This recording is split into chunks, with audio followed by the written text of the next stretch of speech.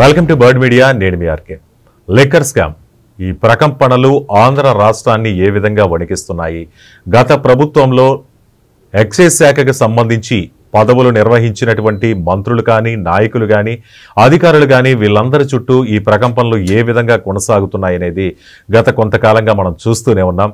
కానీ ఇప్పుడు liquor scam ప్రకంపనలు గత ప్రభుత్వంలో చక్రం తిప్పిన ఒక్కొక్క నాయకుడి కూడా కంటి మీద కునుకు లేకుండా చేస్తున్నాయి. నిజమే, ప్రతి ఒక్క నాయకుడిని కూడా ఈ మధ్య కాకాని గోవర్ధన్ రెడ్డి కావచ్చు, మిథున్ రెడ్డి కావచ్చు, వీళ్ళందరూ కూడా జైలు పాలైనటువంటి ఘటనలు చూసాం. ఇప్పటికీ కొంతమంది జైలు జీవితం గడుపుతూనే ఉన్నారు. మరి వారికి సహకరించినటువంటి కొంతమంది అధికారులు కావచ్చు, వాళ్ళ అనుచరులు కావచ్చు, రాజ్ కేసిరెడ్డి కావచ్చు, ధనంజయ రెడ్డి, కృష్ణమోహన్, వీళ్ళందరూ కూడా చాలామంది ఊచలు లెక్క పెడుతూనే ఉన్నారు. కానీ సిట్ అధికారులు మాత్రం ఫైనల్గా వీళ్ళు ఎంతమందిని తీసుకొచ్చినా, ఎంతమందిని అరెస్టు చేసినా, విచారణలు చేసినా కానీ వాళ్ళ దృష్టి మాత్రం ఒకరిపైనే ఉంది.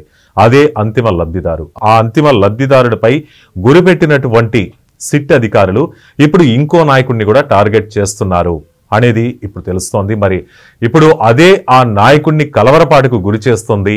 అది ఎవరు అంటే అది అప్పుడి ఎక్సైజ్ శాఖ మంత్రి అయినటువంటి నారాయణ స్వామి.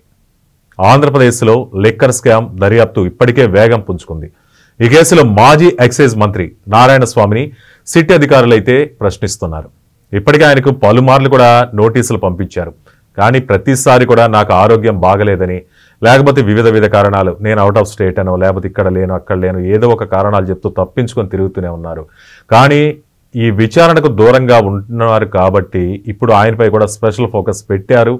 ఇటీవల కూడా నోటీసులు పంపించారు. అది అందుకున్న తర్వాత ఆయన వాట్సాప్ ద్వారా స్పందించారట. నాకు హెల్త్ సమస్యలు చాలా ఉన్నాయి అంటూ సమాచారం ఇచ్చారు. మరి అధికారులు అందుకే నేరుగా అక్కడ ఇక్కడ కాదని నేరుగా పుత్తూరులో, చిత్తూరు జిల్లాలో ఆయన ఇంటికి వెళ్ళారు. కొన్ని ప్రశ్నలు కూడా అడుగుతున్నట్లుగా తెలుస్తోంది. మరి గతంలో వీడియో కాల్ ద్వారా విచారణ జరిగినప్పుడు తాను కేవలం మంత్రిగా అవసరమైనప్పుడు కావలసిన చోట మాత్రమే సంతకాలు చేశాను, అంతేగాని అప్పుడు లిక్కర్ పాలసీ తీసుకొచ్చారు కదా, వాటిపై నాకైతే సమగ్రంగా సమాచారం లేదంటున్నారు. అసలు అది ఏం సమాధానం అనేది అర్థం కాని ప్రశ్న. ఎక్సైజ్ శాఖ మంత్రిగా ఉన్నటువంటి మీరు మీ అధ్యక్షతన జరగాల్సినటువంటి లిక్కర్ పాలసీ అనేది ఎక్కడ జరిగింది, ఎవరి దగ్గర జరిగింది? మరి మీకు తెలియకుండా ఉంటుందా? మీరు ఒక ఎక్సైజ్ శాఖ మంత్రి. మరి ఎక్సైజ్ శాఖ మంత్రికి తెలియకుండా అంత గుడ్డిగా ఎలా సంతకాలు పెడతారు?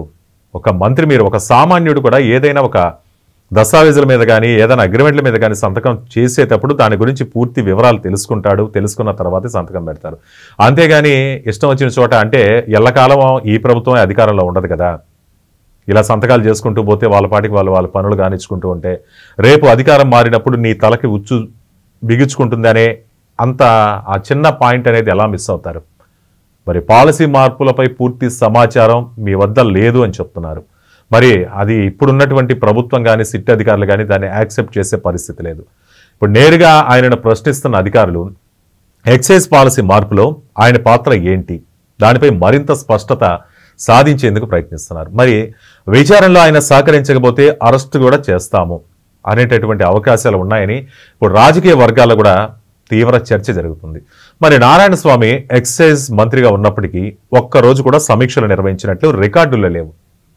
ఆయన కేవలం ఆయనకు అసలు సమాచారం అందిందా లేదా అనేటటువంటి తెలిసి చేశారో మరి తెలియక చేశారో కానీ ఆ సంతకాలు ఆయన ఎక్కువగా తన నియోజకవర్గానికి పరిమితం అయిపోయారు. అక్కడి నుంచి ఏదో ఫోన్లో చెప్పడం, ఎవరినైనా పంపించడం, సంతకాలు పెట్టించుకునే వాళ్ళట. అది ఆయన సిట్ విచారణలో చెప్తుంది. ఇంకొన్నిటికైతే నాకు తెలియదు, గుర్తులేదు, మర్చిపోయా, ఈ సమాధానాలు కూడా చెప్తున్నారట. మరి కల్తీ లిక్కర్ స్కామ్ బయటకు వచ్చినప్పుడు కూడా ఆయన మీడియా ముందుకు రాకుండా, అంటే ఇది ఇప్పుడు చెప్తున్నారు, మరి ఆ స్కామ్ బయటకు వచ్చిన తర్వాత కూడా ఇదే సమాధానం ముందు చెప్పాలి కదా మీరు. మరి అప్పుడెందుకు దాచారు? ఇప్పుడు నాకేం సంబంధం లేదు, నేను సంతకాలు పెట్టాను అంటే మీరు ఒక ఆ శాఖకు మంత్రి అనే విషయాన్ని మీరు విస్మరించారా? లేకపోతే అవతల వాళ్ళు మిమ్మల్ని కేవలం సంతకాలకి మాత్రమే పరిమితం చేశారా? మొత్తం అంతిమ లబ్ధిదారు కావచ్చు, అతని కింద పనిచేసిన వాళ్ళు కావచ్చు, దాంట్లో చక్రం తిప్పిన వాళ్ళు కావచ్చు, వాళ్ళందరి దృష్టిలో మీ స్థానం ఏంటి? కేవలం రాజకీయ విమర్శలకే పరిమితం అయ్యారనే ఆరోపణలు మీవి. పెద్దిరెడ్డి రామచంద్రారెడ్డికి అత్యంత సన్నిహితుడైన కారణంగా ఆ పదవిలో కూర్చోబెట్టారని, కానీ అధికారాలు మీకు ఇవ్వలేదని, కానీ పెద్దిరెడ్డి కుటుంబం వైపే ఆ అధికారాలు మొత్తం ఉన్నాయని, తప్పు చేసేవాడు కాదు, ఫైనల్గా తెలుసుకోవాల్సింది. తప్పుని ఆపకపోవడం కూడా తప్పే. ఎక్సైజ్ శాఖ మంత్రిగా ఉంది, తనకేం తెలియదంటే ప్రజలు నమ్మరు. ఇప్పుడు ఎందుకు వచ్చిన ఎక్సైజ్ శాఖ మంత్రి అని ఇప్పుడు మదన పడితే లాభం లేదు. కానీ అప్పుడు ఆ తప్పుని ఆపుండాల్సిన ఒక మంత్రి ఆ శాఖ మంత్రిగా ఉన్నారు. కాబట్టి ఇప్పుడు మీరు వాపోతే సిట్ అధికారులు అయితే మీకు మినహాయింపులు ఏమి ఇవ్వరు. ఈ విషయంలో ఆయన మదన పడుతున్నట్టుగా తెలుస్తోంది. ఆయన సన్నిహితుల వద్ద వాపోతున్నారంట. అయితే మరి పరిస్థితులు మారడంతో జైలు శిక్షను ఎదుర్కొనే అవకాశం కూడా ఆయన ముందు నిలిచింది. మరి చూడాలి సిట్ దర్యాప్తులో ఆయన పాత్ర ఎంత అనేది. రానున్న రోజుల్లో ఈ దర్యాప్తు ఎంత వేగంగా జరుగుతుంది, మరి ఈ దర్యాప్తులో ఏమన్నా కొత్త విషయాలు బయటకు వస్తాయా, అంతిమ లబ్ధిదారు పాత్ర ఎంత అనే విషయం పైన దర్యాప్తులో పురోగతి కనిపిస్తుందా అనేది రానున్న రోజుల్లో చూడాలి. మరి ఈ విషయంపై మీ అభిప్రాయాలను కామెంట్ రూపంలో తెలియజేయండి. చూస్తూనే ఉండండి బర్డ్ మీడియా. ఈ వీడియో కనుక మీకు నచ్చినట్టయితే లైక్ చేయండి, షేర్ చేయండి, సబ్స్క్రైబ్ చేయండి. అలాగే పక్కనే ఉన్న బెల్ ఐకాన్ని క్లిక్ చేయండి.